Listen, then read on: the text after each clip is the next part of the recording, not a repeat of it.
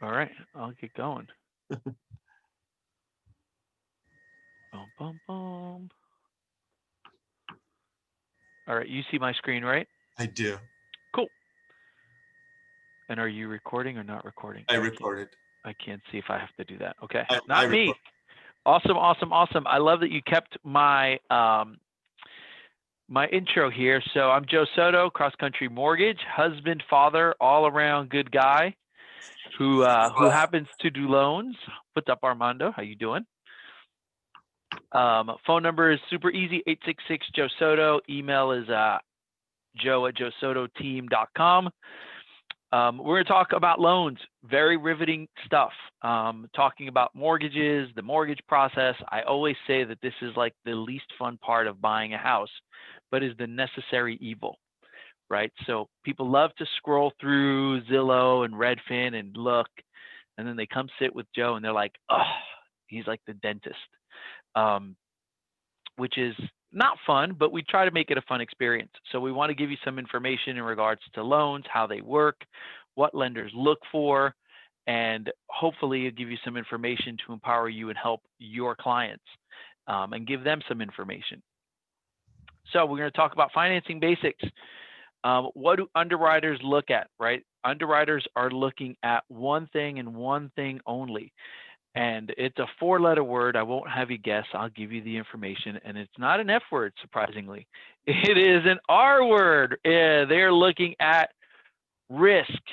So I always joke with people, anytime I have a client who's single or sometimes not single, I say, look, if you're going out and you're going out on a date and you meet somebody and they tell you that they're an underwriter, you should run.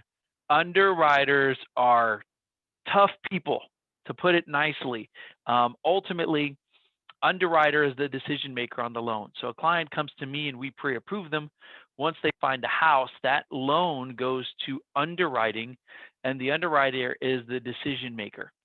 And ultimately, they're the ones that say yes and no. And they're ultimately evaluating the risk of the loan. They're looking at the income, the assets, the credit score, collections, bunch of things that go into the risk of the loan, and that's the underwriter's job, is to protect the bank from risky loans.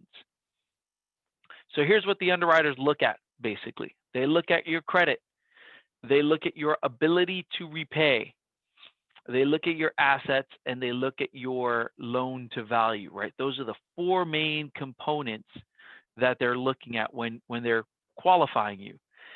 And each thing can weigh differently, right? Sometimes the credit can be the challenge, sometimes the income can be the challenge, sometimes it's the assets, right? Like there's always something there.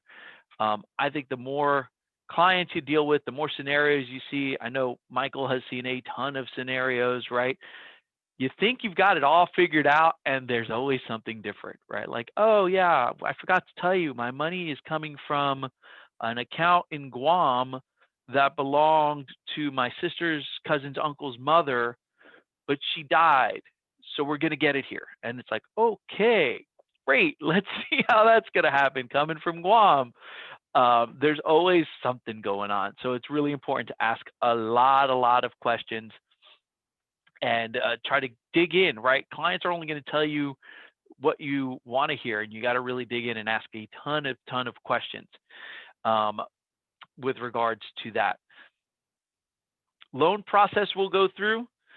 So loan process basically starts with meeting with an agent, right? You decide you want to buy a house, you meet with an agent. Um, Agent is going to help you to get pre-approved. So you're going to do the pre-approval process. Now, one question that we get a lot is how long does a pre-approval take? That is a great question, and the answer is it depends, right? Depends on the client, depends on the situation. Pre-approval could take 24 hours, it could take a week, depending on the client and what needs to be verified. The goal with the pre-approval is to make sure that if you put somebody in a car and you help them find a house, that it's going to close on time and smooth, right? That's the number one goal, is on time and smooth. So do a pre-approval, realtor finds them a house, loan process begins, loan goes to the processor, then it goes to an underwriter, like I said. So you do all this work up front, then the underwriter gets the loan and they're the decision maker, and they'll approve the loan. It says denied or suspended, but we don't like to talk about denied or suspended. So we're going to say they approve every single loan, because if the pre-approval was right, then everything gets approved. The appraisal getting ordered, just to kind of go back to that, every lender does it differently on the appraisal order. I will tell you one thing that we do is we try to order the appraisal as soon as the contract comes in, within 24 hours. Some lenders will wait until the funds go to the EMD goes out, or they get fees from the escrow company. And sometimes that could take 2 or 3 days, right? The rule for a lender is that the lender can't charge the borrower for an appraisal until the disclosures are signed. So a lot of lenders will wait because they want to charge the client for the appraisal. But at the end of the day, time kills deals, right? Whether the appraisal comes in at value or don't come in at value, you want to make sure that you get that appraisal quickly. So we do try to order that really early in the process and try to get that back as quick as possible. Loan goes to underwriter. Underwriter takes 48, 96 hours to approve the loan. Once the loan is approved, it's a conditional approval in most cases. So that means the underwriter reviewed it. They said, yes, you're approved. Jessica, you can get this loan, but you need to explain this large deposit on your bank statement, or we need a verification from your employer, or we need a correction on the appraisal. The underwriter is going to ask for those things. That's called conditional approval. And then from conditional approval, you submit the loan back into underwriting to get what's called a clear to close. And once you get a clear to close, right in here is where you would sign loan docs. So loan docs take about 24 to 48 hours. Docs get signed. Docs are returned to the seller, to the funder, and then you fund and record. So from loan docs to signing could be 2 or 3 days, depending on the county, right? LA County is an extra day for recording, and then your loan is closed. Any questions on the loan process? If you have questions, I suggest just shouting them out. I think, is everybody on mute, Michael, or can they unmute themselves? They can unmute themselves just like I had to just do. Got it. So if you want to unmute yourself, if you have a question, fire it away. I think there's a chat. I'm usually pretty good at looking at the chat. Oops. Let me see here. I'll open up chat so I don't miss that. You could always send a message in chat, but if you have questions about this, right, because I know different lenders do it differently, just fire away. You're not going to distract me or throw me off. And it's a lot easier if you ask questions than just listening to Joe Soto speak, because I don't know if Joe Soto is that entertaining. Yes, I did refer to myself in the third person. That's a true story. Yeah, there you go. Yes. I have a question then. Yes. So yesterday I actually had someone say, well, is it okay if I buy, literally I had someone say, I'm at CarMax right now. I'm like, oh. And then I said, well, can you hold off until we close escrow? And she says, well, I'm taking a $700 payment and I'm going to get rid of that. And I'm going to I'm getting another car. I'm turning that $700 payment and I'm going to get a $350 payment. Is that okay? It depends. So if you're in escrow, I would tell you not to do it.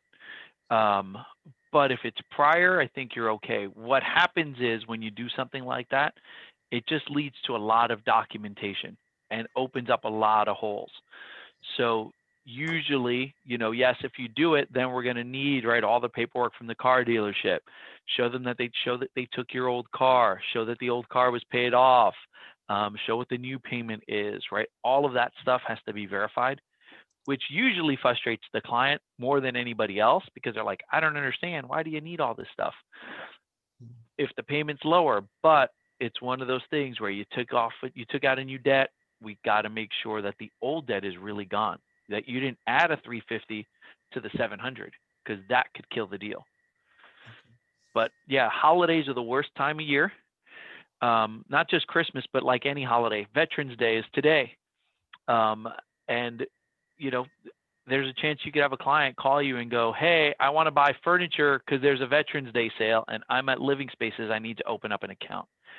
Or I'm at, Cerritos Honda and I want to buy a new car because it's a Veterans Day deal and it's not going to be here tomorrow. Like, I've had car dealers literally tell me they won't know by the time you get your first bill, you're in the house already. And that is not true. So don't buy anything. Not even furniture. And furniture's taking a long time to get right now. I tell people, don't buy it unless you already have, unless you already have the credit card. You can use the credit card, but don't open up any new stuff. That's not good. I do have one more question. It was almost better if I'm not on this line, and I promise I won't ask questions, but here it goes.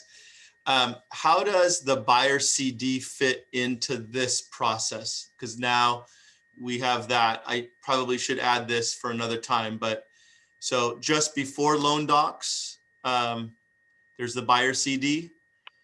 So the buyer CD, again, every lender does it differently, right? So we typically, after we get the conditional approval, which is right in here, we know what's required of the client, and we can usually get the CD out within about 48 hours of that. We try to do it at that point. Some lenders, and you have to make sure and check with the lender, some lenders do it once the loan is clear to close. Right. So every condition being signed off, and then they'll get the CD out. But I think most lenders will get it out sometime after the initial conditional approval. So you can have a buyer CD can be issued for a buyer to sign before they have clear to close, before they have unconditional approval. So there still could be some outstanding things. Yes, correct. Okay, I didn't know that. Because what the CD is verifying is the fees, right? And so the big thing usually on the CD is insurance, because we always like the insurance to be accurate on the CD. And that's usually the one thing where we're like, hey, we're waiting on Mr. Jones to get us the insurance, because we don't want to send it out with a quote at, $1,000. Turns out the insurance is $1,500, and that could affect their cash to close. Got it. Okay. But yeah, as long as you have all those pieces, you don't have to have all the conditions signed off. All right. I guess I'm gonna ask one more question. Yeah. At the very bottom, I've used up all my questions, but here it goes. So at the very bottom, how come some lenders, there's something called table funding, or so like, tradition. I mean, I would say the majority of lenders are like you, where they sign the docs, then they go back to the lender, to be reviewed by the funder, right? Where there are some that do this magical table funding. Mm-hmm. Why do some do that? Do you know what I'm talking about? Yeah, I don't know. And I've worked at companies that do it the other way. So I think every company has a different process. I know brokers have a different process, right? In that if the loan's being brokered, the loan package gets signed and then it has to be sent to the lender, and then that lender will review it. And then if there's prior to doc conditions, then it can't table fund, right? If they're waiting on a change on the appraisal, or if they're waiting on an updated asset statement, if there's prior to funding conditions, then you're not going to table fund. For us, what we do is we balance the figures before we send the docs out. So we balance all the numbers with escrow, and then when we send the docs, we order the wire. So literally, like, the client can sign loan docs at 9 a.m., scan us copies of the docs. We don't need originals. Scan copies of the docs, and we can fund by 1 that same day. But different lenders do it differently. As long as there's no prior to funding conditions, almost any, you should be able to fund the loan right away. It's when you broker the deal out that I've had situations where client signs docs on a Monday. I just had it on a purchase, and it was Thursday and the loan wasn't funded. And it was like, well, it's in line with our lender to get signed off. And that's, you don't have the same control you normally have, right? Correct. Yeah. If you're brokering out the loan, you're sending it to United Wholesale or Flagstar, whoever it is, and get in line, right? Like, it is what it is. Sorry, there's no rushes. Well, good question. Okay. All right. Alphabet soup. So I always tell people that we talk in tongues when we do loans. And there's all of these crazy acronyms, right? LTV, VOE, PTF, DU, all of these fun little acronyms. This is a fun little thing to even send to your clients, I think, because they're going to hear these acronyms all the time. I beat it up on my team to not use acronyms, right? Like, hey, we need this PTF. And it's like, the client doesn't know what PTF means. So you got to watch out for all these acronyms, but they're really good to know. PITI, more MI, mortgage insurance, DU, and LP, all really, really good terms. If anybody has any questions on these terms, you can just shout it in the chat. But it's, all these little things that we use, and you use a bunch too on your on the real estate side, right? Like SIP, is that one? I think SIP is one. Yeah, SIP is one. Seller in possession. Seller in possession. I don't know all of them. I tend to just stay in my lane. People ask me what those things mean, and I'm like, don't know. That's a great question for your agent. But these are more, I mean, even as a realtor, we sort of know these. The reason you don't know SIP is because those are literally the letters at the bottom of the form. Like, yeah, I know what the form is. Like I've seen it a million times, but like if you told me SIP, I'd be like, yeah, if you started a deal with just the husband, and then in the middle of the deal you want to add the wife, then you've got the AOAA, which is the form where you add a buyer. Oh wow. Or delete a buyer. You can delete a buyer. So. Oh, gotcha. Yeah. See, same thing. There's all of these acronyms, right? LOE is a big one that we see. Client will require, underwriter will want an explanation for something, and the processor will ask for an LOE or LOX, right? Letter of explanation. So we have clients go, I don't know what a LO is. Well, a LO is a letter of explanation. And so all of these little things prior to docs, prior to funding, you probably see a lot of DU and LP, right? If submit your offer with your DU, that's your desktop underwriter findings. All of these little acronyms that we see day in and day out that we take advantage of, like we take for granted, but the average client has no idea what a DU means at all. So debt ratio. Debt ratio really qualifies a person's ability to repay. And so the debt ratio basically looks at the total income divided by the payment by the total debt. So we're looking at debts, mortgage debt, as well as credit card debt, student loans, car loans, anything that's on credit. So if you have a cell phone bill, that wouldn't be calculated into your DTI. If you have a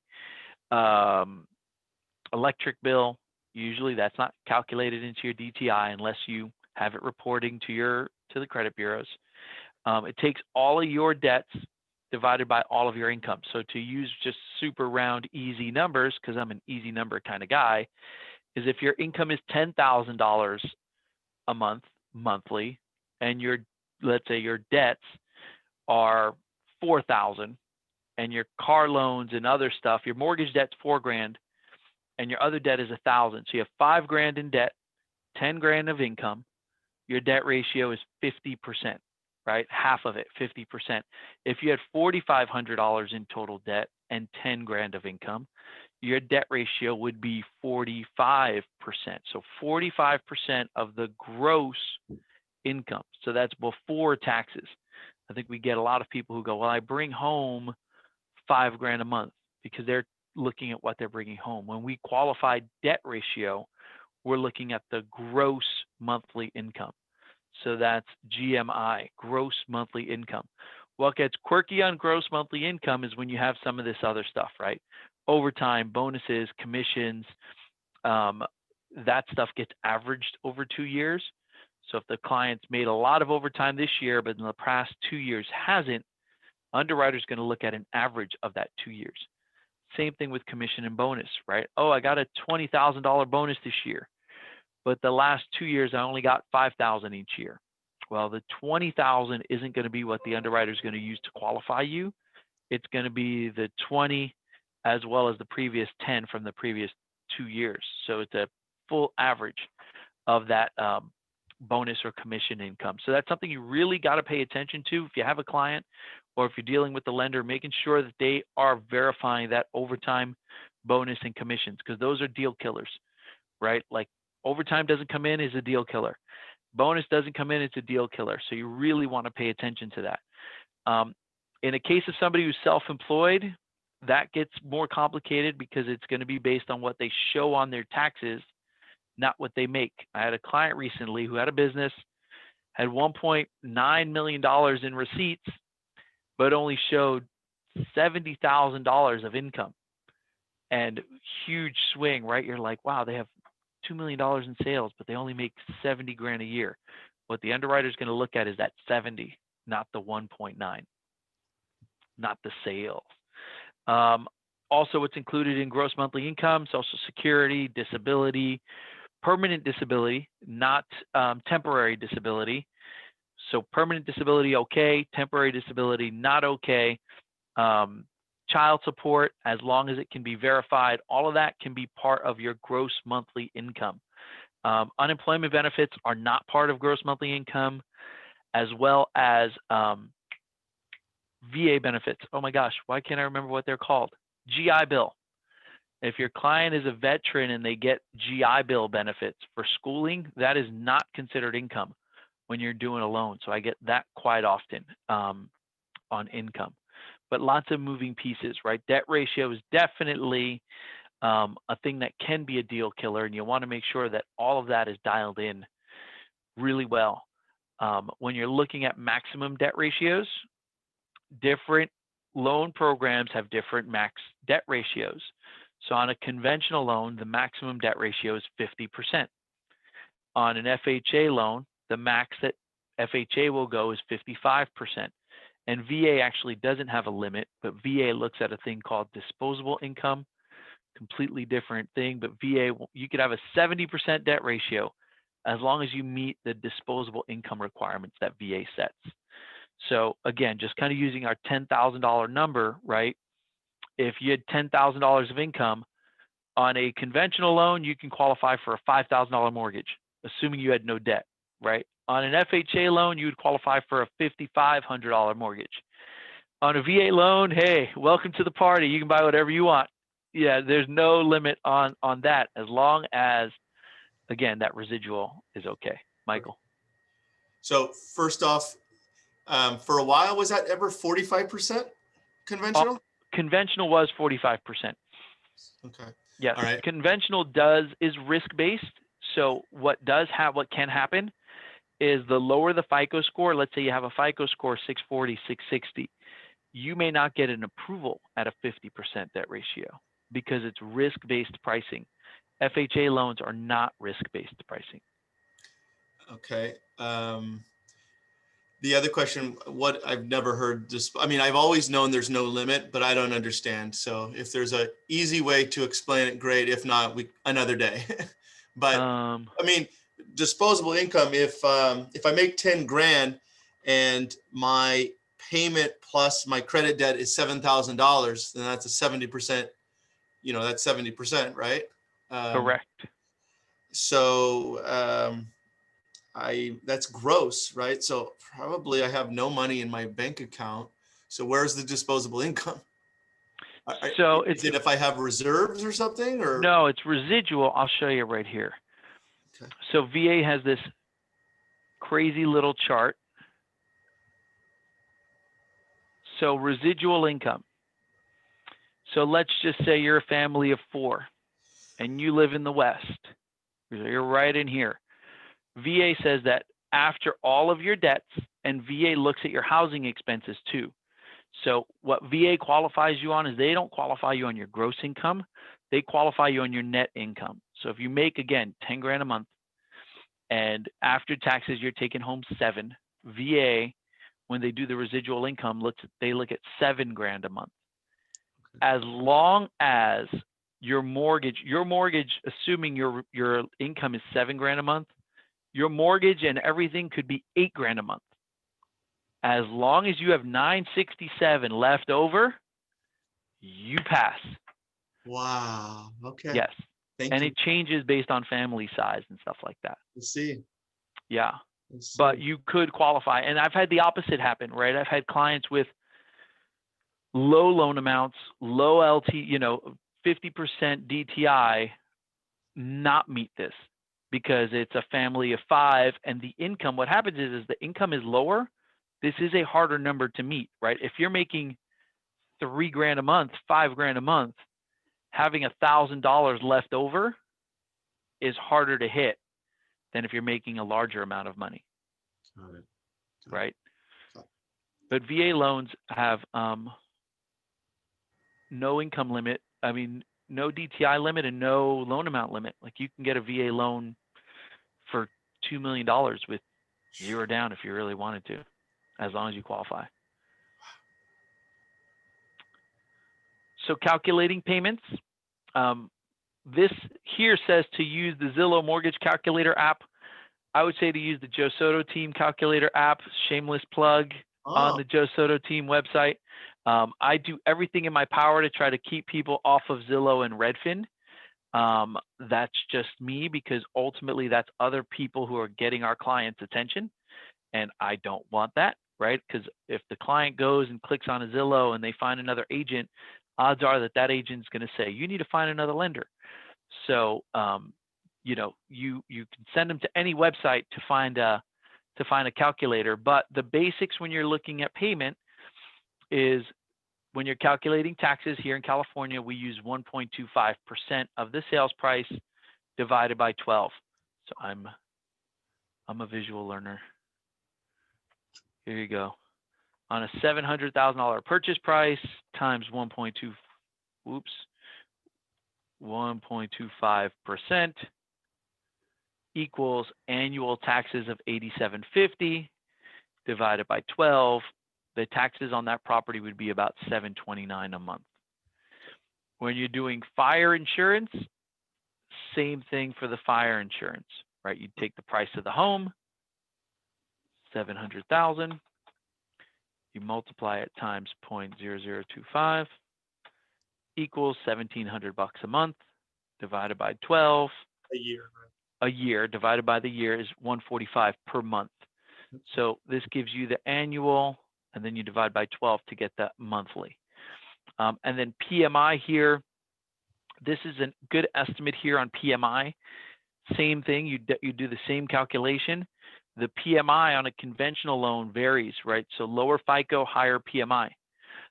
That's why typically if you're in the 660, 680 FICO range, and you're putting a small amount down, FHA usually is a better option for you because the PMI gets higher as on a conventional loan. On an FHA loan, the PMI is fixed. It's 0.85 every single time. Doesn't matter if you have a 900 credit score. And PMI, like it says here, is required on any property, any LTV over 80%. There's different versions, types of PMI, right? There's monthly, there's upfront, there's borrower paid, lender paid, different options on PMI. The easiest is the monthly. And I think it's the most cost effective as well. So clients may have questions on different PMI options. I don't get it a lot, but occasionally you'll get somebody who goes, I read on Google that there's an option to have no PMI. There is no PMI. It's either financed, paid upfront, or monthly. One of those three. Yeah. So I see here you said it's 0.0078 for conventional. You said it's 85 for FHA. Yes. Is there an upfront cost on conventional? I know on FHA there is. Is that a fair statement? There is an upfront on FHA, not on conventional. Okay. Upfront is 1.75 upfront financed on FHA. Okay. So again, on a 700 times 1.75 is 12 grand financed into the loan on a FHA. Into the loan, so it's not upfront closing costs. Correct, not upfront closing costs. No. And this 7.8, you got to remember that higher FICO, this 7.8 will be lower, right? So if your FICO is 780, this might not be 0.78, it might be 0.22. Oh. Right? Might be 0.25. Higher FICO, lower risk. So a lower rate even on that PMI. So if you're putting, let's say 5% down with a 740 FICO, the PMI could be 0.5. And then if you put 10% down, it might be 0.4. If you put 15% down, it might be 0.2. So every scenario is different, but with conventional, better FICO, more down would equal a lower PMI. Okay. So the 12,000 that you said was finance. So are you saying that if you do 96.5% of that 700,000 and you get that amount, and then you add 12,250 and that'll be your actual loan amount? Correct. Okay. Times 675 loan amount, and then you Plus, would add 12250. got So it. the amount of loan you would take out would be the 687 750. Got it. Very good. And then one comment on the bottom, just in case someone's watching this after the fact, that is much lower today. Is that a fair statement? Fair statement. And this is also more like on an FHA. Okay. Might be closer to 6 to 650 on a monthly payment because rates are better for every 100,000. So we use that just kind of as a rule of thumb, sort of say, especially when you're talking to clients and maybe they don't know.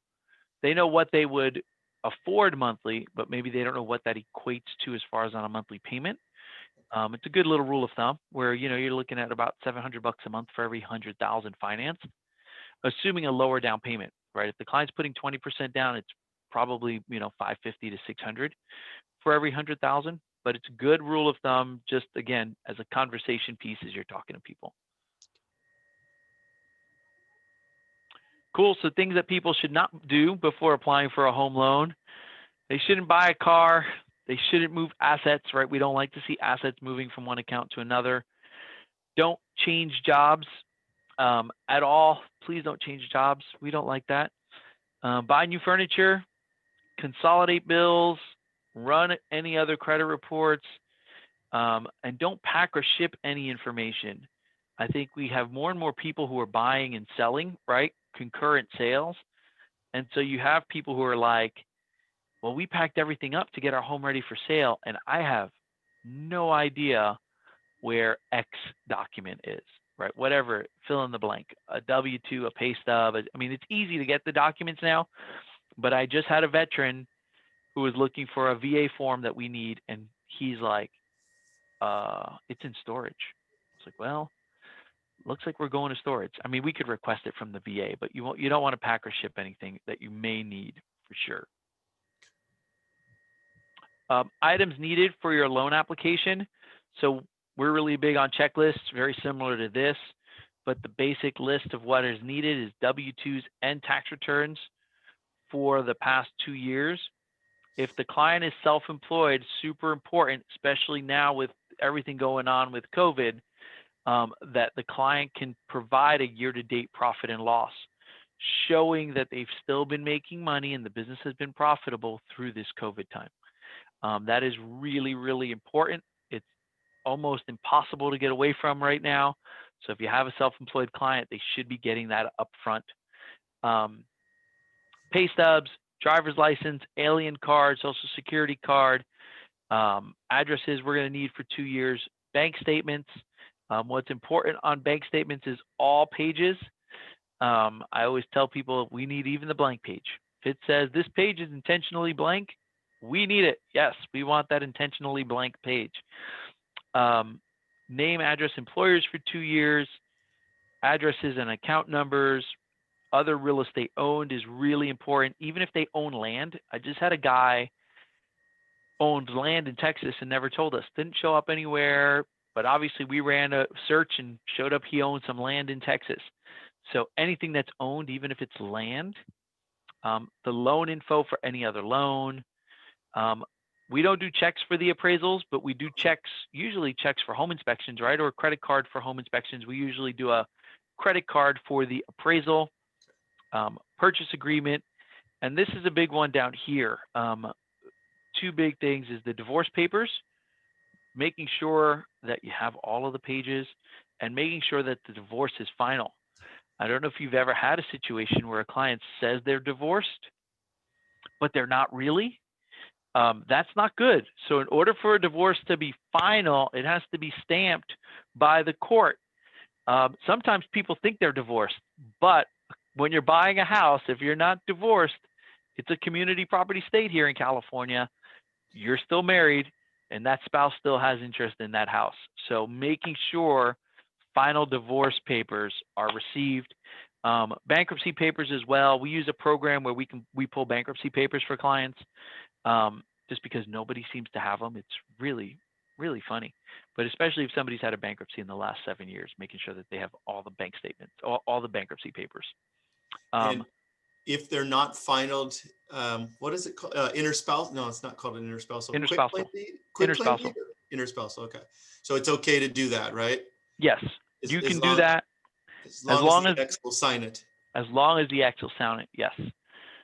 Quick claim doesn't remove the ex's interest in the property. They still have ownership interest in the property. Interspousal deed, they remove. They go, yes, this is your house. I want nothing to do with it. Okay. So yeah, that's good. Good little app that I have clients use is called Genius Scan. So like somebody who's really smart, Genius Scan, great little app on the iPhone, literally allows you to take a document, take a picture of it, it sends it over as a PDF. So often we have people who say, oh, my scanner doesn't work or something like that. Genius Scan is literally the best app for, hey, send me the pay stub, send me the bank statement. You can scan multiple pages, even tax returns. I've had clients use the Genius Scan on tax returns. It's super, super easy for clients who maybe have difficulty in sending you a document. Really, really good. Asset leverage. So we talk a little bit about this, especially with first-time home buyers, on why you should buy a house, right? Why you should take your money and have your money work for you. And so if you took $15,000 and you had it in a 1% interest bank account, which doesn't exist, right? You're getting like 0.5. After 1 year, you'd have $150. After 3 years, $456. After 10 years, $1,500. However, when you leverage that into real estate, right? If you were assuming a $400,000 house, and if you just assumed 1% appreciation, so like 1% would be the worst appreciation in Southern California, but that would be 1% appreciation. You would literally make $4,000 a year. Now, average is what, 3 to 5%, I would think, somewhere about there. Yeah. So if you were doing 3 to 5%, let's say you're doing 3, this is $12,000 a year, right? Now you're at 24 with 36 here, and you're at basically $100,000, $120,000 after 10 years. So the beauty of real estate is that you leverage that smaller amount, that $15,000, $20,000, $30,000, and you gain equity based on the full investment and value of the property. That's why often I get people who ask, should I pull money from my 401k? Well, is your 401k getting you a 300% return on your money? If it's not, then you could do it, right? Depends on what age you are and stuff like that. But when you look at this, it's literally a no-brainer on why you should invest in real estate. So it's very good information to share with people who might be on the fence on down payment, on what they should do. It's really powerful numbers. Then when we're talking about loans, we talked a little bit about this, but we'll go into a little bit more detail as far as what we look at. That's my vanilla ice picture right there. We look at ICE, baby, and that stands for income, credit, and equity, or down payment. Those are the three biggest things that the underwriter and the bank is going to look at. Here's a little bit about what we talked about with the income, W-2s, self-employed. Other thing that we didn't touch on was corporations. So if somebody owns a business or a corporation, we're going to need to see that for 2 years. One of the questions that we get sometimes is what happens if they go from self-employed to owning a corporation? How does that work? Well, that requires a 2-year history of tax return income. You can go the other way, right? I can be Joe Soto Inc., and then I can get a job at 24-hour real estate, and I can use the income from 24-hour real estate, fine. That is easy. I can use that as a salary, no problem, but you can't do it the other way. If you become self-employed, you have to show 2 years that you have the income on that if it's new. There are opportunities to do a loan with 1 year of tax returns, as you can see here. But in order to use 1 year of tax returns, you have to have been self-employed for 5 years.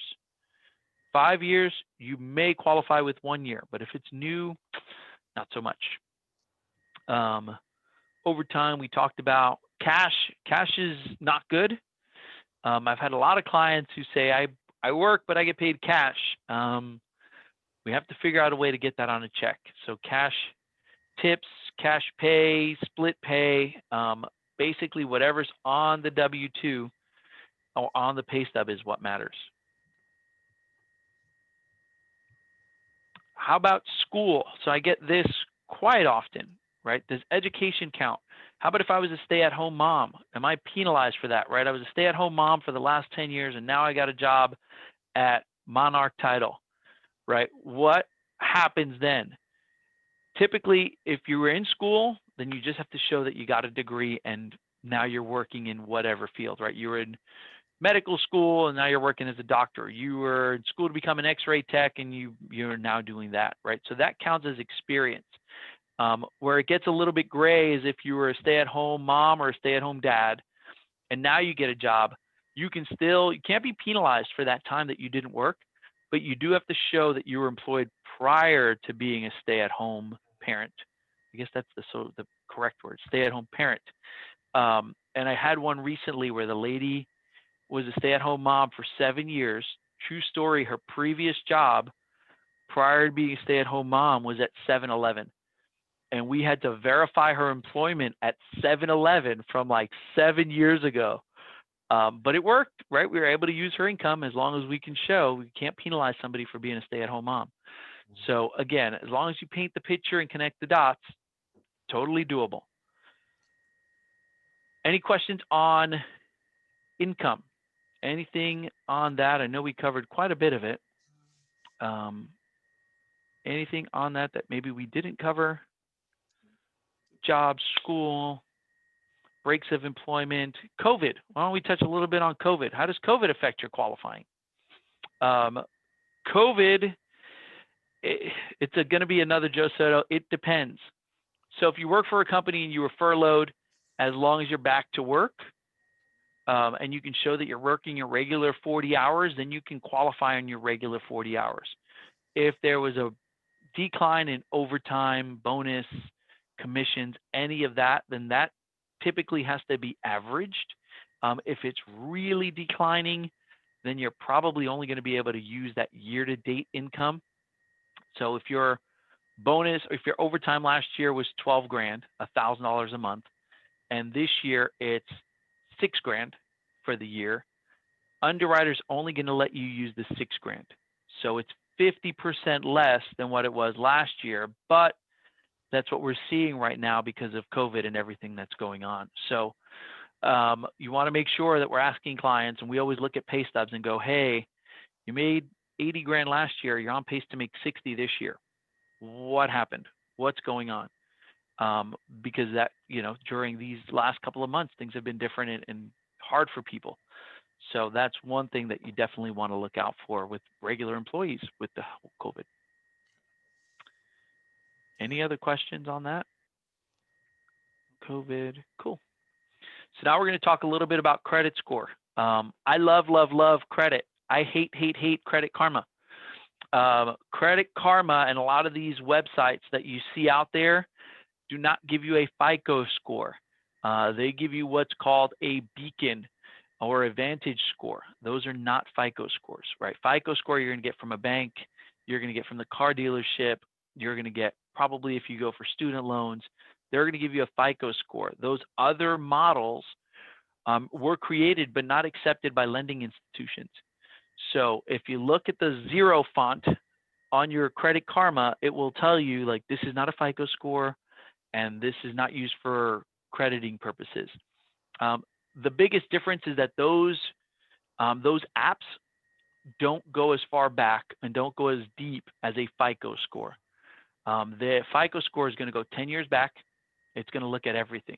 We find stuff from people that they didn't even know existed. They forgot it belonged to the ex-wife like 2 wives ago, and it's still on their credit. So that's a big thing. If you talk to a client, make sure that they understand that. And if you tell them that, it makes you sound really smart. If you throw around words like Vantage Score, they're like, oh, this guy knows his stuff. He knows what Vantage Score is. I didn't even know that was a thing. And Beacon Score. Those are your 2 words. Jot them down. Use them in a sentence. It'll be awesome. Somebody will love you and be like, man, he's smart. I met this awesome realtor, and he knows all about Vantage Scores. Carmen had a question. For landlords, what's the best way to check a tenant's credit score? So for I'm assuming this is for like a new tenant, right? That's applying, potential tenant. A lot of times property management companies will do that for you. If you want to check it on your own, you could reach out to one of us and we can help you with that. You could also create an account on Experian and run a credit score and look and see what's on there. I think when you're looking at a potential tenant, the most important thing that you want to look at obviously is payment history and amount of debt, right? So, any credit report, I mean, they can pull a report from annual credit report and send you that. But any of the bureaus you can pull a report from. Score might not be accurate, but really what you're looking for is payment history and amount of debt, right? If they've got 4 car payments, derogatory mortgage, derogatory car payments, like that's not a good person. But if you have a question, you need a credit report, you can always reach out to me. We'll help you out. What is the cost on Experian? I don't know what the cost is on Experian. I know that free credit report is freecreditreport.com is about $19.95 last I checked. So if you go to free credit report, you can get one for about $20. I don't know why they call it free credit report, but it makes people call, right? Maybe you get the first one free. I don't know. No, you don't get anything for free. Oh, okay. No, you don't. They got me. I went on and not so much, but usually I would think it'd be about $20. Especially if you're just pulling one bureau, you're fine.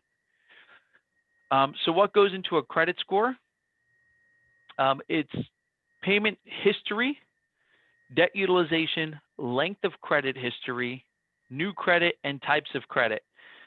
So the number one thing obviously is the payment history, and then your debt utilization, right? So your debt utilization is basically keeping the balances that you have below 50%, at least 50% of your limit. So if you have a credit limit of 10 grand, keeping your balance below 5 grand. Ideally, if you can keep it below 3 grand, 30% would be even better. But 50% is considered good credit. Debt utilization, payment history is really important. Making sure you have no collections, judgments, late payments, any of that stuff. Late payments typically stay on your credit report for 7 years. So, all of those bad things are going to stay on your credit for 7 years. Bankruptcy stay on your credit for 10 years. So you have a late payment today, that thing's on your credit till 2027. That hurts looking at that late payment from Kohl's 7 years from now. Length of credit history is an interesting one. I think we're going to talk a little bit about repairing credit. So I'll give you some tips on that. New credit and types of credit. So types of credit is where my wife kills me because I literally have like 4 cards, and Kim Soto, God bless her, has like 57 cards. I mean, she's got cards from stores that aren't even in business anymore. I'm like, honey, I think we can get rid of the Toys R Us credit card. They are now officially closed. She's like, you never know, I might need it. So types of credit really helps. Having different credit cards, car loans, student loans, mortgage, like if you have diverse credit, really helps you build your score as well. Damien had a question. Damien, if a potential buyer has a low FICO score and is prepping to buy a new home, what's the first piece of advice you give them? I get clients that always say, I'm getting ready, but I want to pay down debt first. Awesome. You led me right into my next slide, which is repairing credit. Yes. So it's paying down debt is it's like spray and pray. I use the analogy spray and pray a lot, right? Spray and pray is like where you shoot a machine gun. You shoot a lot of shots and you're hoping something sticks. The most important thing is knowing what to pay off, right? So if you want to repair your credit, yes, you want to pay down balances. You want to pay off collections. So if you have any collection accounts, the best thing you can do is get a letter of deletion. So I will tell you, if you have a client that has a medical collection through, I don't know, whoever, JS Medical Collections, if it says medical on their credit report, if they pay the whole thing, so if they owe them $500 and they pay $500, that medical collection can come off of the credit. That is a requirement where that collector has to take it off of the credit and give you what's called a letter of deletion. Other collection companies may not give you that, but that's the goal. If the client has a collection account, it's not enough to pay the collection. So I'll give you a good example, Damien, is if somebody has a collection for $1,000 and they owe Sprint, the biggest collections that we see are cell phones, cable companies, and medical. They owe $1,000 collection to Sprint, and they call and they settle that collection for $500. And they're thrilled because they're like, yes, I paid them $500 when I owed them $1,000. The challenge with that is it shows up on the credit as a paid collection for 7 years. Doesn't go away. Right now, the day they settled it is the last day it reports, and now 7 years they're going to have that paid collection. Versus if they called that collector and said, hey, I have this collection with Sprint, I'll pay you the full $1,000, but you give me a letter of deletion. You take that collection off of the credit report, now it's gone, like it was never there. And I've seen credit scores go up 50, 75, 100 points by getting a letter of deletion. I just had one recently that was like a 120-point increase from a letter of deletion. That's the best thing that they can do if they have collection accounts. If they have late payments, very little you can do with a late payment. You can, without going to a credit repair company and working with one of those companies. But the letter of deletion is huge. And then if they're paying down the balances, if you want to give them some advice on that, Damien, the advice on that is going to be 50%, right? You want to get the balances down to 50% of the credit limit. And if they don't know where to start, I usually tell people to start with the smallest one first, right? So start with the smallest credit card and get that below 50%. And then work your way to the next credit card, and then your next one, and then your next one. Because if you pay down that $500 credit card to $250, you feel like you're making progress, right? You feel like you're moving in the right direction. Versus if you pay $50 on every credit card, you're like, I'm doing this, but I'm not really getting anywhere. So I always say start with the smallest. It's that old, how do you eat an elephant, right? You eat an elephant one bite at a time. Same thing with the credit. You want to start with the smallest. You want to build good credit. And a good way to build good credit is what you see down here is becoming an authorized user. So I tell people one of the things that the creditors look at is length of credit history, right? So if you become an authorized user, so let's say Michael's my dad, and I go to my dad, Michael, and I'm like, Dad, my credit is shot. Can you add me to your American Express?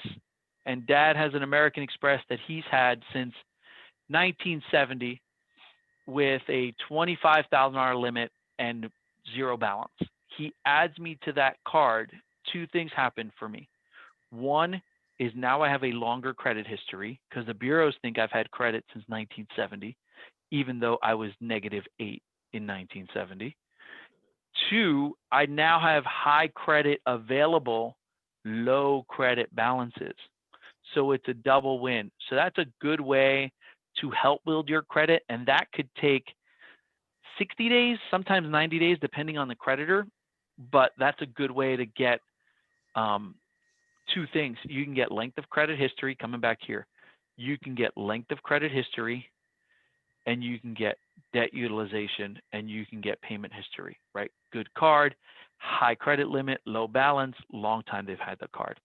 So I tell people to look at doing that. Some people know somebody, some people don't. Like if you ask me to do that, I don't have one single family member in my life that I would go to and say, hey, Mom, put me on your card. Mom would be like, you're no way, no chance.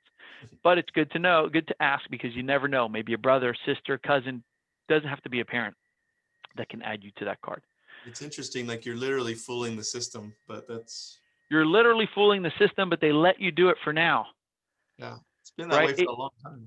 It used to be that you could dispute accounts, right? So one thing that clients do is that they'll go in and dispute the account. I have a collection with Sprint, and they put in a dispute. So what a dispute does is it basically takes away that account from affecting the credit, and the dispute basically, it doesn't hurt the credit score. But when you're qualifying for a mortgage, if you have more than $2,000 in dispute, it could have to be repaid. So you have to be careful if a client has too many disputed accounts. Disputing account doesn't get rid of it. It often just delays the inevitable, right? It's just going to sit there. But people feel like, I disputed it, it's not going to report. It may not for now, but eventually it's going to come back. And you can't have too many disputes, because underwriter's going to look and go, hey, you've got 7 disputed accounts. We need to take these out of dispute. It's another big thing that you can run into. I'll add you tomorrow, Damien. Yes, Damien is getting added to the black card. So if nothing else came out of this, Damien, you got a black card out of this. Yes. Woo-hoo! Yeah, happy for that. That's super awesome. Finding your down payment. So this is a great question to ask clients, right? Where does the down payment come from? Savings, 401ks, gifts, down payment assistance programs, family members. It cannot be mattress money, right? Mattress money, cash is no good. We don't like cash.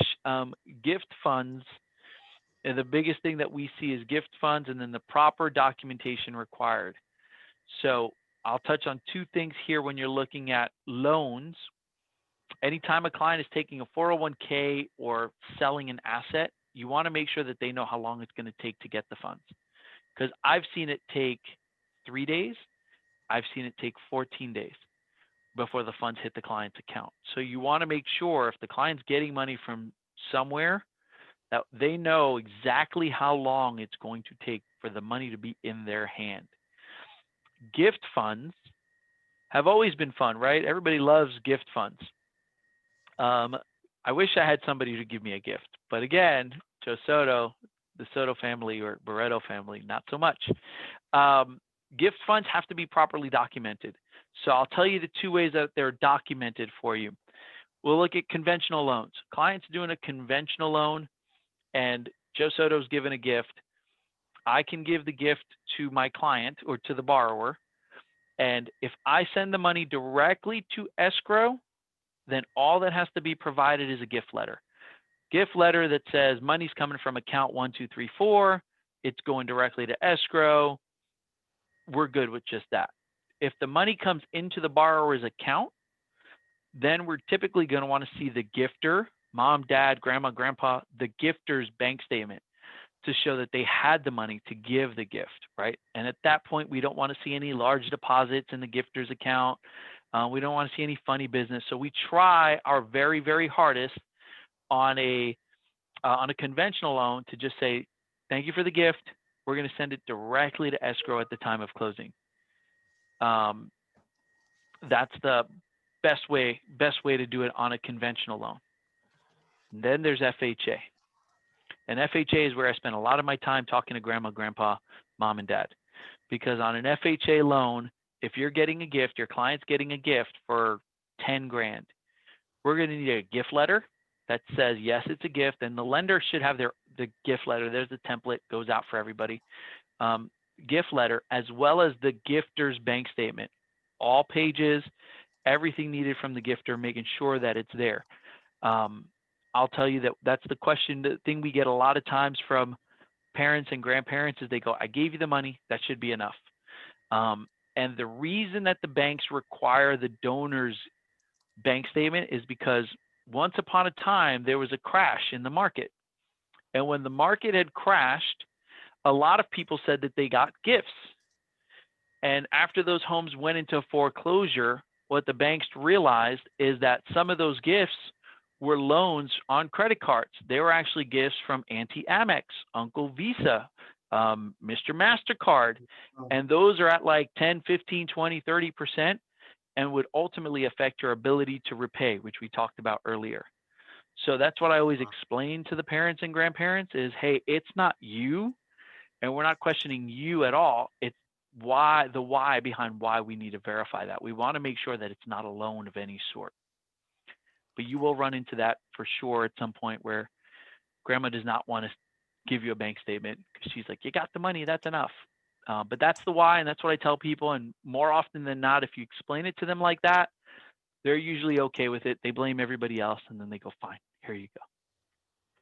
Any questions on any of this stuff as far as down payment? So you're saying on conventional, if the donor sends it straight to escrow, you don't need to show the bank statement? Correct. Okay. Yep.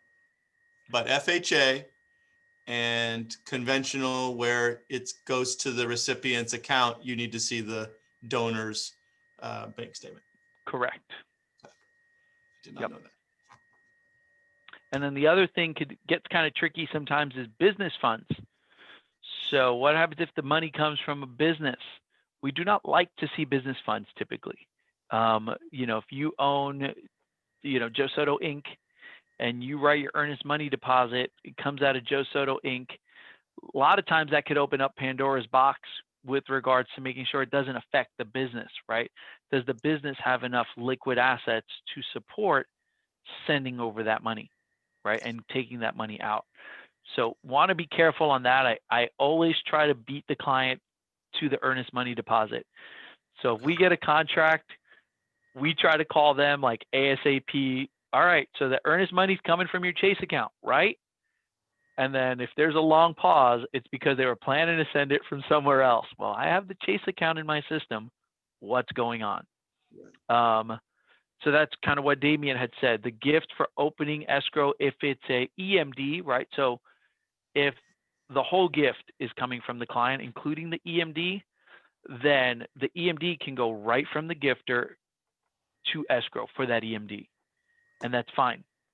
That is totally okay. It's when the money comes into the borrower's bank account that's when the bank statement's going to be required. Good question, Damien.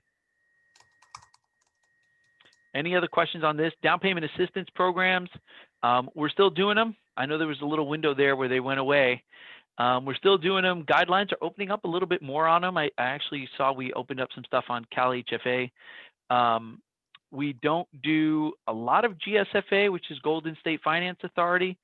I'd say almost all of the down payment assistance we do is Cal HAFA, which gives you a first, a second, and a third mortgage. So you get, your regular first mortgage, you get a second to help you with your down payment, and a third to help you with closing costs. It's a zip loan, and we do all of those all the time. It's challenging to get those offers accepted right now. I've actually had 2 in the last 45 days on down payment assistance programs get into escrow, which I feel like has been more of a challenge. Are you seeing offers on DPAs coming over on your listings, Michael?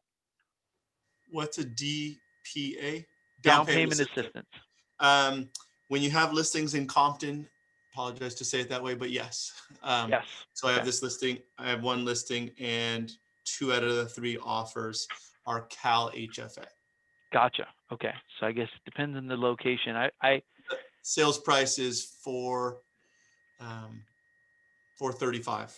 Gotcha. Yeah, and that's kind of the sweet spot, right? I think conforming up to 510 is kind of the sweet spot. When you go high balance on the down payment assistance, the costs are higher, right? So they charge more to do a high balance loan, but that's kind of the sweet spot, right? Like 300,000 to 500,000 is right in the DPA wheelhouse. Closing costs and who pays them. So I like to break them up into 2 categories, right? There's closing costs and there's prepaids. So closing costs are lender fees, title, appraisal, escrow, recording, all the third-party fees, right? The electronic document fee and the sub-escrow fee and the notary fee and all of that stuff is closing costs. Prepaids are what you're going to set up for an escrow account. And so usually you're going to pay your first year of insurance and your taxes that are due within 90 days of closing. That's your prepaids. So normally when we break it down for clients, we break down the closing cost portion and the prepaid portion. And the rule of thumb is like 1.5% to 2% of your sales price is what you should budget for closing costs. That depends on the time of year. Like right now with taxes being due, those closing costs are a little bit higher than what they will be if you're buying a house in May, right? May is the end of April, beginning of May is the lowest time for the prepaids section of the closing cost because the taxes have already been paid. They were paid in December and April. So rule of thumb is 1.5% to 2%. I tell people to budget 2 just to be safe. Because if you tell them 1.5, then they use the rest of that money for something. But that's the rule of thumb on closing costs. Mortgage payment, we talked about the $700. So $700 for every $1,000, for every 100,000. So again, what goes into the mortgage payment, right? Principal and interest, mortgage insurance, homeowners insurance, property taxes. I think this is a big one when you're talking to clients too, because sometimes they think it's just this. And they're like, I can afford a $800,000 house. I saw that the payment is only $2,500. And that didn't include the $1,000 a month for taxes, and the $150 a month for insurance. So you want to make sure that the client knows what all goes into a mortgage payment, because if you're looking at just this part of the Pac-Man, that's a nice number. But when you start adding in the rest, it adds up really, really quick as far as the monthly payment. And then different loan types. We'll touch on this here quick. FHA loans, VA loans, conventional loans, high balance loans, and then jumbo loans. So FHA loans, minimum 3.5% down. Minimum FICO, we're still going down to 580. You do need compensating factors, but we'll still go down to 580. Primary residence only, and as I tell people, they're more flexible guidelines. So FHA loans are based on risk. FHA is the Federal Housing Administration. They guarantee the loan and they minimize the risk. Conventional loans, risk-based loans, lower FICO, higher risk, higher rate, lower down payment, higher risk, higher rate. But you can do a conventional loan with 3% down to a 620 FICO score on a conventional, but more often than not, if you have a 620 FICO score, you probably want to do an FHA over a conventional because the rate and the PMI are going to be really, really high. The VA loan is the biggest no-brainer in real estate. If you have a client, you should ask every client if they've ever served because it's 0 down, 0 PMI. As long as they haven't been dishonorably discharged, they're usually eligible. If they get any service-related disability, they typically don't have to pay a funding fee on the VA loan, but the VA loan can only be used on a primary residence. The other thing that you can do is you can use the VA loan more than once. So it's hard to have 2 VA loans at the same time. Very difficult, especially here in Orange County. But if you have a client who had a VA loan and then put the home into a conventional, now they can use their VA loan again and buy a second home with no money down. So I've had a number of clients who bought with the VA with rates being low and values going up. They've now refinanced out of the VA, put the home into a conventional loan, and now they freed up that VA so they can buy another property with 0 down. It's a great, great move because it allows them to leverage the one house and buy another house without putting any down payment. And I've had a number of clients doing that this year, saying, hey, get me out of my VA. Let me free it up because this isn't my forever home, right? This smaller home or condo is not my forever home. I'll free it up and now I can go buy something else for more money, which is really, really good. Jumbo loans, a jumbo loan varies by county. So you want to pay attention to the county loan limits, but jumbo loans in LA and Orange County is $765. Any loan amount above $765 is considered a jumbo loan. And what jumbo really means is more requirements, harder to get, higher risk, in that more documents are required. You go through a lot more of an underwriting process. It's a much more vigorous process, but still can be done. You typically need reserves when you do a jumbo loan. You want to typically have better credit score. So jumbo loans are a little bit more challenging to do, but still doable as long as everything is documented. You'll have a lot of jumbo clients who have lots of assets and lots of income, and they're like, I don't understand. Why do I have to give you all of this? Because jumbo loans are not guaranteed by the government, right? They're not guaranteed by Fannie Mae and Freddie Mac.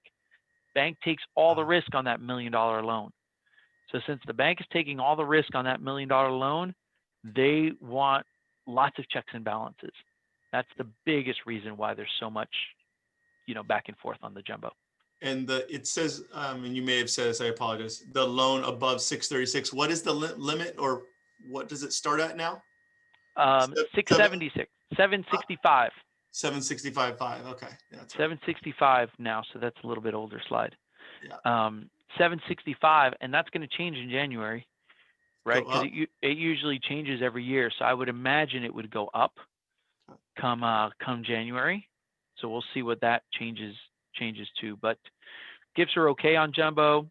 We do have some clients who will do a first and a second loan instead of doing a jumbo, right? We've talked a little bit about that, where you can do one loan at 765, which is a conforming limit, and then do a second loan to, let's say another 100,000 to get the client into that jumbo price point, but without doing a jumbo loan, because sometimes they don't have the 12 months reserves.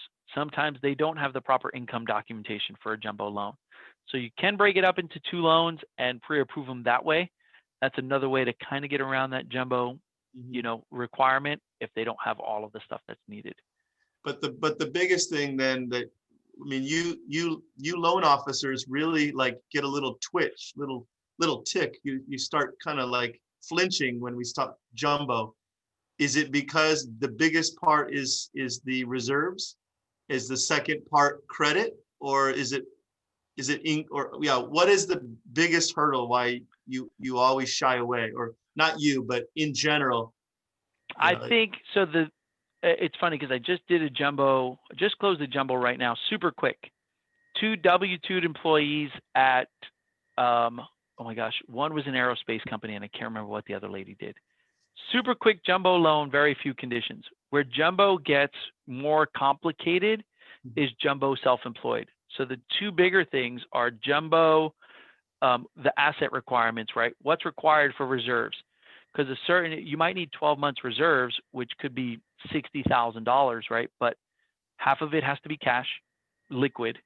It can't all be retirement accounts, right? Like there's different requirements on jumbo as far as like, I've got $400,000 in my 203K. Yeah, that's not usable. You still need to have 40 grand of your own liquid money.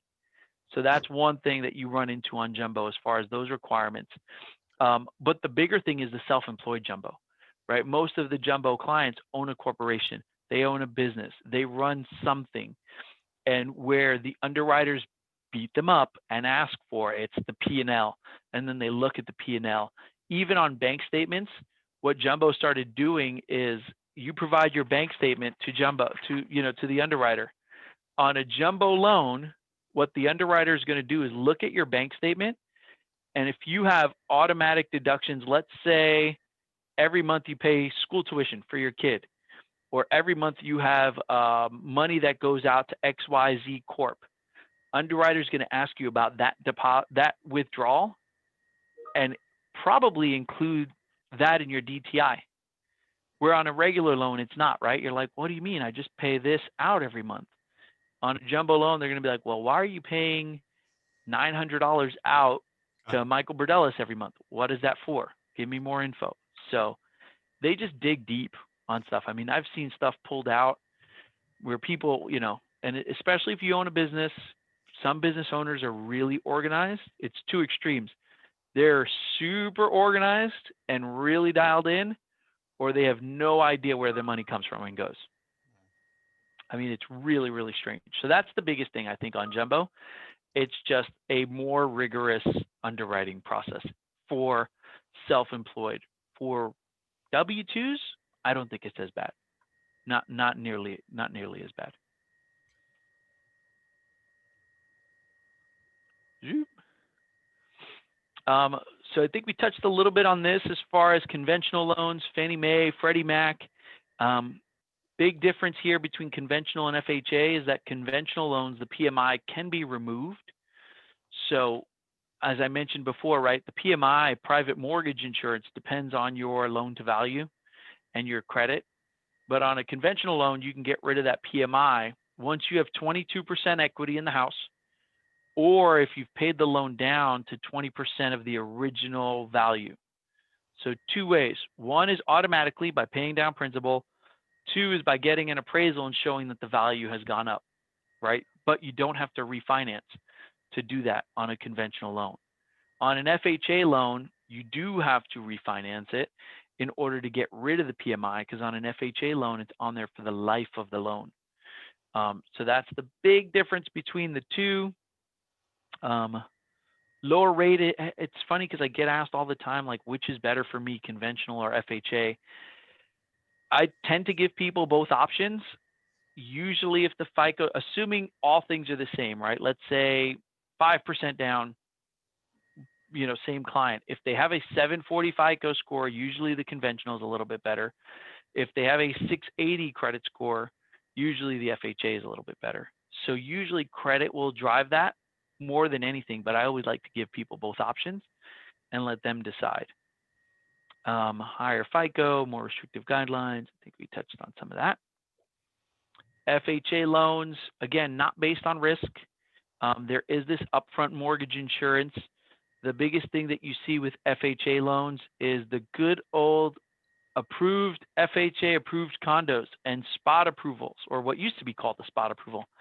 Now it's called a single unit approval, which I kind of like spot approval better, but it was a much easier process too for doing that. But if you have a client who's FHA approved and they're looking at condos, that condo complex must also be FHA approved.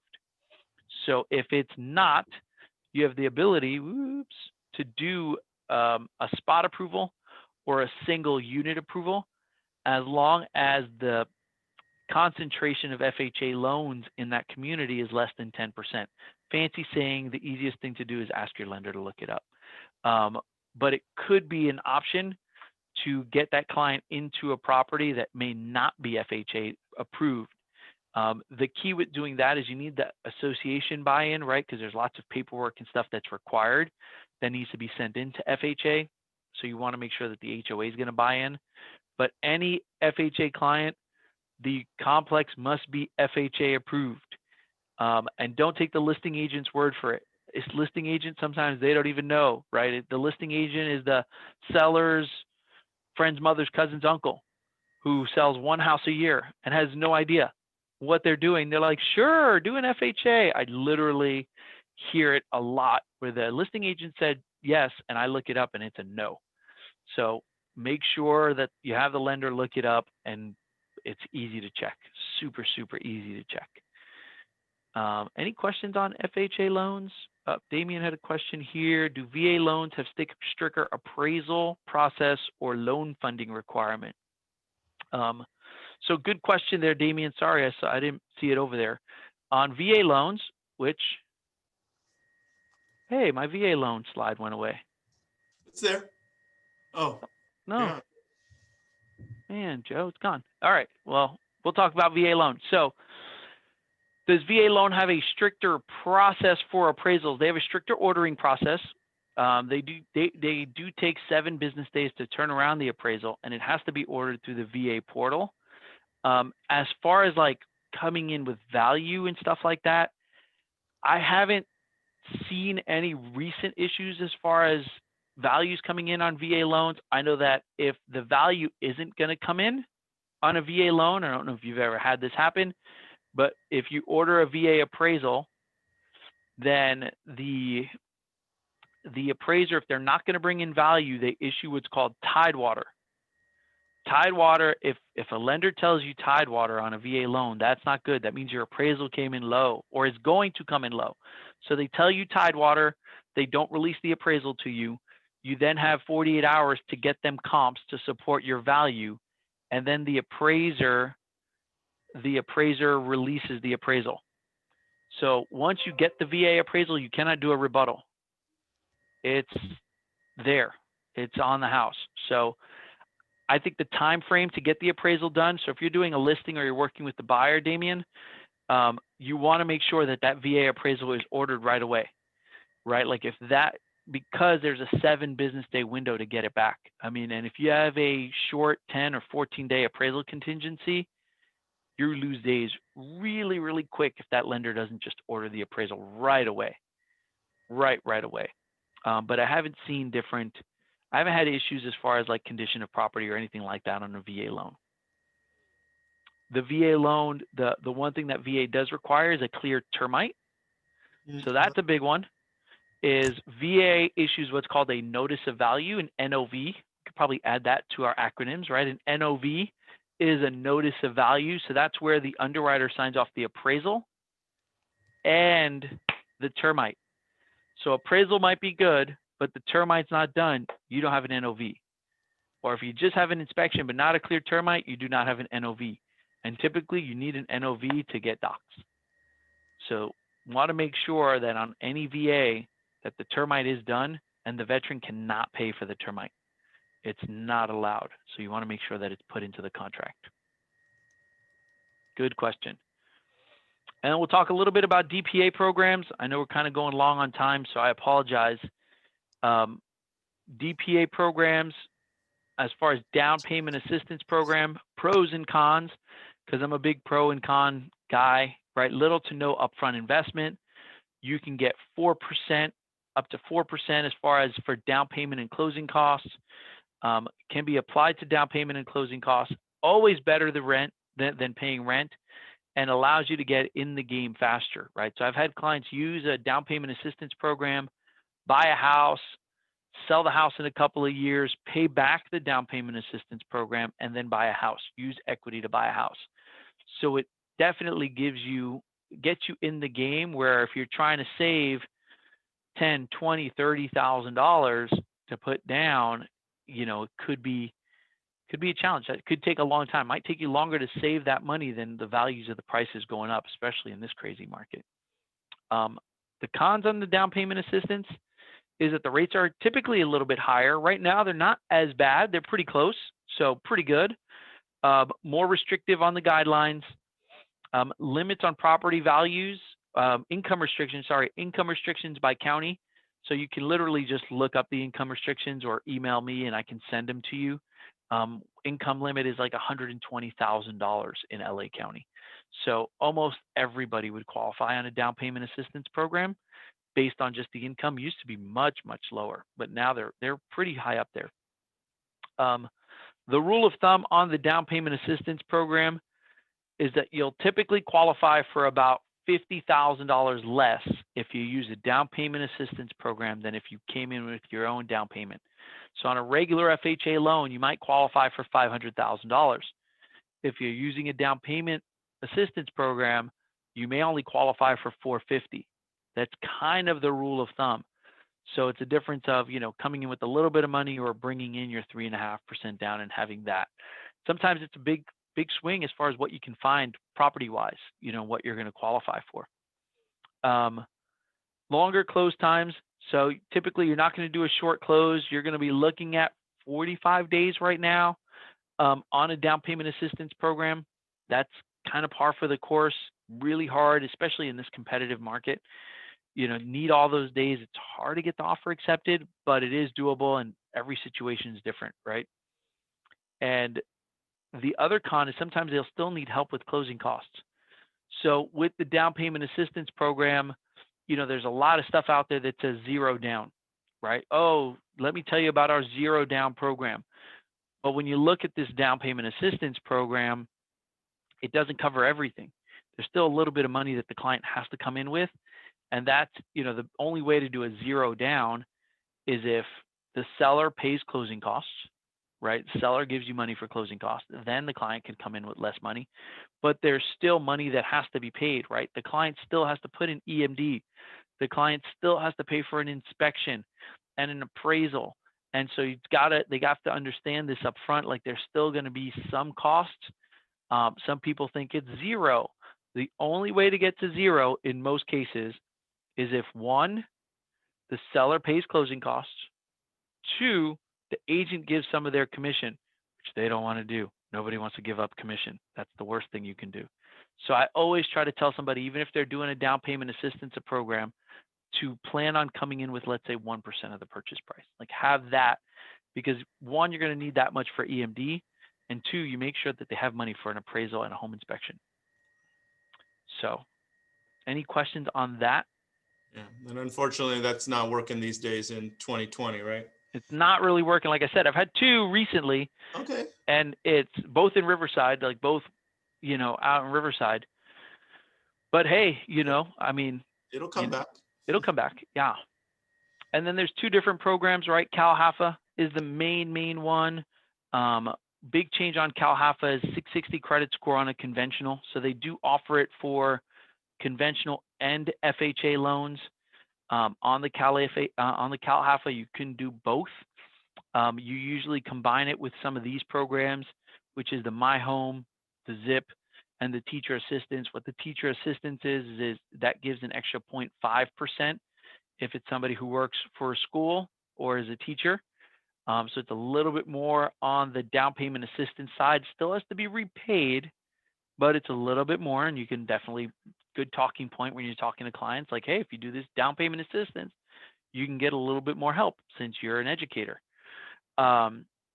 You cannot use non-occupying co-borrowers. So this was a recent change this year where, I can't use a down payment assistance and have my dad co-sign for me. No non-occupying co-borrowers. If dad's going to live with me, cool, but you have to be occupying only. And then you can go up to $765,000. Although, like you said, Michael, I don't know anybody selling a $800,000 house that's going to take one of those. But hey, you never know. Can dream. Income limits, like we said, Orange actually is a little bit higher, 193, 144 in LA. You can see San Bernardino, San Diego, those change a little bit. So it varies by county on the income limits. You want to make sure that we look them up and we know exactly what it is. Also, the max loan amount in Riverside and San Bernardino is lower on an FHA. So keep that in mind. If you're working with the client, they decide they can't find anything in LA and they want to go to Corona, Riverside, be careful with the FHA loan limits. CalHAFA, so we talked about this, right? CalHAFA is doing a first loan, you're doing a silent second, and then a third zero interest program. So you're actually on a CalHAFA doing 3 loans. You sign 3 sets of loan documents when you do the CalHAFA loan. You're doing the first, doing the second, doing the third, and those second and thirds only have to be repaid when the client sells the house. Can't refinance. If you refinance, you got to pay it off as well. So I've had a lot of my clients that I did these loans for that are like, rates are low, can I refinance? And if they don't have enough equity, they can't. Cool. Here's my little example on the CalHAFA. 450 purchase price is approximately $3,100 a month. If you're putting 3.5% down, that would be the normal FHA requirement, would be $15,000. Closing costs on the CalHAFAs are a little bit higher, right? $16,000 and some change. So you'd have a total of 32 grand, and then you'd get the assistance, right? You'd get the My Home, you'd get the ZIP. The remaining paid by the client or a seller credit is about $3,800.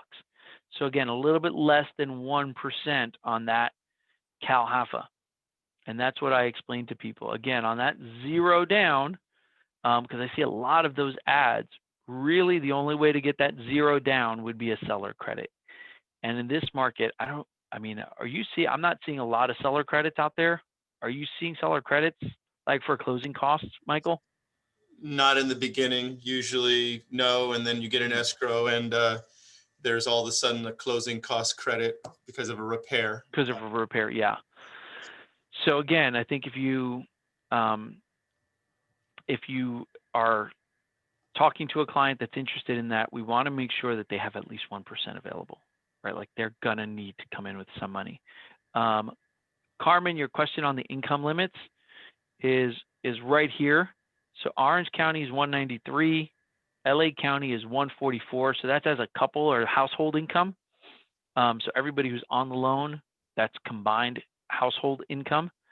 193 in Orange, 144. I mean, that's a lot of money. That's like, 12 grand a month of income. That's a huge, huge amount. So good income limits on the Cal Hafa program. Really, really good income limits. Determining your buying power, we talked about debt ratio, right? That 50 or 55 or unlimited on the VA. Same thing if we're looking at your buying power. In this example, if you had a $3,000 mortgage payment and you had 200 in student loans and a $500 car payment, you would have $3,700 a month in debt. If your income gross is 8 grand a month, your debt to income ratio is 46%. So that's how the debt to income is calculated, right? It's total debts divided by gross income gives you your debt to income ratio. And then pre-approval, we talk about a little bit. What's in a pre-approval? I have a lot of clients who are like, well, I just want to send you my W-2 and tell me what I qualify for. Like, a real pre-approval includes all of those documents we talked about earlier, running the complete loan application, running the credit report. We get that question a lot. If I have my credit report run multiple times, does that affect my credit score? The answer is little. It depends. Oh, depends. It depends. So I had a guy recently, Mr. Jane, had 47 credit inquiries in 120 days. Literally, like, the whole thing on his credit report was like this long. I mean, it was ridiculous. And his credit score was still 786. Really, really high. He said he started at 790. So he only lost 4 points in that many credit inquiries. What I tell people is that the credit inquiries themselves aren't going to hurt you. What hurts you is if you have high balances, collections, charge-offs, and I run your credit in November, and then B of A runs your credit in December. Guess what? All of those negative items reported that were there in November now reported again in December. That is what's going to lower your score more than just the credit inquiry. So I say, if you're going to have your credit run by multiple people, the best thing to do is do it within a 30-day, a calendar period. And that you shouldn't see the score vary very much. And if you're doing mortgage inquiries shouldn't hurt you. If you then go buy other stuff, that could affect your credit score, but usually not the inquiries. It's the bad stuff that hurts you the most. All the stuff is approved, right? Income, assets, reviewing all the loan programs, getting verifications of employment. If the client has commissions, overtime, bonuses, reviewing the tax returns, getting the P&L, like having all of that up front so you don't have any delays in escrow, so that you have no surprises. I always joke, people hate surprises, right? You definitely don't like surprises in escrow are a bad thing. So you definitely want to do as much as you can on the pre-approval so that you don't have any surprises in escrow. And then the pre-approval definitely, gives the person peace of mind, right? I fortunately haven't had a situation where somebody backs out because the payment was higher or the closing costs were higher than what they thought. But that happens, right? Where it's like, we didn't realize the payment was going to be $3,500. We're out. And you don't want to do that, right? You don't want to waste your time on somebody who's not going to close. The deal is you want to close the transaction. And that's what the pre-approval letter does, right? Pre-approval obviously shows that the borrower is motivated. I always like to say speed kills. So quick closings, short contingencies, doing a per diem, doing a rent back, like that's the stuff you have to do to win in this market. Because at the end of the day, the seller just wants to sell their home, right? They want to sell their home and move on to whatever their next thing is. So the stronger the pre-approval, the more legwork they do up front, the better you can be when you write the offer. And that will help you out so you can close more escrows. That's the name of the game. And I think that's it. That's my last one. Good. So another, I'm glad we got to go through this, and thank you so much for doing this. My question is, the whole thing right now with everything being so competitive, every listing agent, including me, wants to see a DU approval. Mm-hmm. How does that different from a pre-approval? I mean, I know the answer, but I just wanted to kind of get an idea. How do you explain it? What's the difference between a pre-approval and a DU approval? So a DU approval is basically the desktop underwriter, right? That's what DU stands for. And so the DU approval means that the lender has run the client's information through that automated underwriting system, which is good. The challenge with the DU is it's manual entry, right? I can put in there that Joe Soto makes 10 grand a month and has 100 grand in the bank. And I can get you a DU approval like this. Here you go, $900,000 house with 50% down. Doesn't confirm that that's the information that has been validated, right? I will tell you, and you probably know this, but as you're looking at a DU, always look for round numbers, right? That's the rule of thumb. If you see all round numbers, odds are the lender didn't verify that information. Nobody makes exactly $10,000 a month, right? Nobody has exactly $20,000 in the bank. It's always a random number, right? They have $10,442 in this account. But the DU can be run and I can make it say whatever I want. So it's important to have a conversation with the client, with the lender, and ask them specific questions like, have you verified this information? You know, if you look at a DU and there's overtime and bonuses, like ask that question. Have you verified that it's been continuing for 2 years? But yeah, the number one thing, if you look at a DU, because a lender can make it say anything, is if it's all round numbers, I don't know. But the good, I mean, I'll be a proponent of it for a second. If it does look legit and, you know, real numbers, it does have on it, what is it? It has the debt ratios on it. Yes. So it does, if the information is legit, right? What can Then you take away from it, I guess? you can look at the debt ratios. Okay. You can look at the income and the assets, right? Like, do they have additional assets? If they said they're putting 10% down, do they have more if they need to make up for a short appraisal, or if they need to make up for repairs? So you can see the assets that are in there. The DU will give you everything that an underwriter is going to ask for, but the main things that you're going to look at are the credit scores, right? Like make sure that the credit scores are on there, making sure that if there's any omitted debts. So if the lender says, oh, we're going to omit the car payment, find out why, right? It does give you some really good information. And if the debt to income ratio is high, as we talked about, like 50 is the max on a conventional.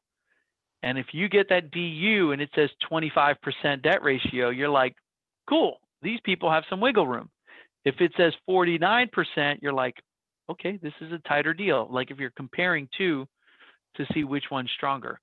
But most lenders won't run a DU unless they've should have verified everything, right? Because it costs money to run a DU. So you're not just going to not run, you know, you're not going to run a DU just because. You're going to make sure that it's a qualified buyer to do that. So some lenders don't run DUs. I'm surprised, but they're like, oh yeah, we won't run it until we have a contract. I'm like, okay. So the DU definitely tells them that they're eligible for Fannie Mae or Freddie Mac. Got it. Okay. All right. Well, thank you for doing this and going through everything with us. Cool. I hope I didn't put you all to sleep. I try to be as entertaining as possible, but you know, it's mortgage. It's mortgage, so it's not all that entertaining. But if you have any questions, you can give me a call, cell phone, 714-235-6010, email, all of that stuff. I'm always here to help. Great. Thank you, Joe. Cool. Awesome. Thank you, Thanks, everybody. Hey, Joe, this is Damien. I have a quick question. Yeah. Do you do multifamily financing too for 5 units plus? No, that's commercial. Yeah. So only up to 4 units. Got it. Okay. Yep. Good question. Cool. Thank you. For sure. All right. Have a great day. Awesome. Thanks, everybody. Have a good one. Yeah. Okay. All right. Bye.